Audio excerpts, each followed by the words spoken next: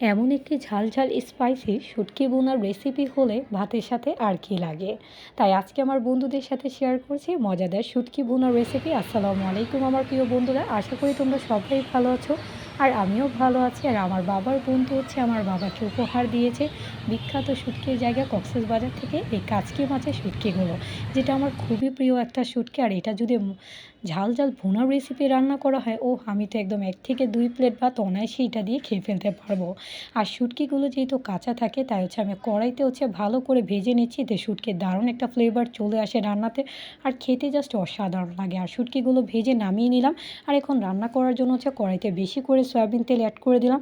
আর যেহেতু স্পাইসি ভুনা রান্না করছি এই শুটকিগুলো, তাই বেশি করে হচ্ছে আমি এখানে পেঁয়াজ কুচি দিয়ে দিলাম। আর দিয়ে ভালো করে এখন পেঁয়াজগুলো লাল করে নিতে হবে, এতে শুটকিটা খেতে আরও বেশি দারুণ লাগে। আর এখন দেখতেই পাচ্ছ বন্ধুরা, পেঁয়াজগুলো কিন্তু আস্তে আস্তে একদমই লাল হয়ে আসছে। আর পুরোপুরি লাল হয়ে আসলেই এখন হচ্ছে আমি দিয়ে দিচ্ছি বেশি করে মরিচ আর হলুদের গুঁড়া, দিয়ে ভালো করে নাড়াচাড়া করে সাথে অল্প একটু পানি দিয়ে দিলাম মশলাটা কষানোর জন্য।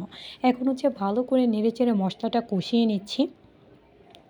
আর মশলাটা কষানো হয়ে গেলে এখন হচ্ছে অল্প একটু রসুন বাটা অ্যাড করে দিচ্ছি।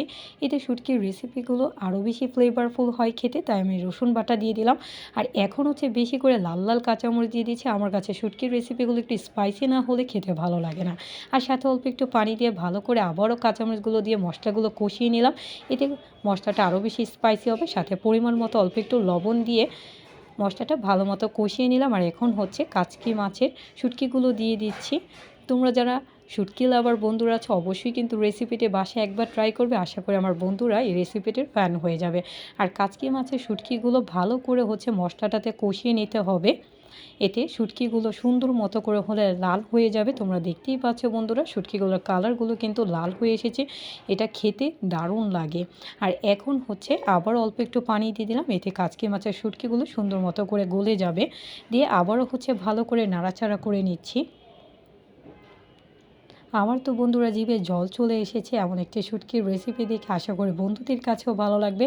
আর শুটকি তো এমনি একটা ফ্লেভারফুল রেসিপি, আর আরও ফ্লেভারফুল করার জন্য হচ্ছে ওপর দিক দিয়ে ধনেপাতা ছড়িয়ে দিলাম।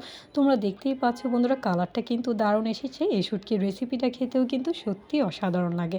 আশা করি আমার বন্ধুদের কাছে এই মজাদার কাচকি মাছের শুটকি বোনার রেসিপিটি ভালো লেগেছে। তোমরা কিন্তু অবশ্যই ট্রাই করবে, আর লাইক কমেন্ট শেয়ার করতে ভুলবে না।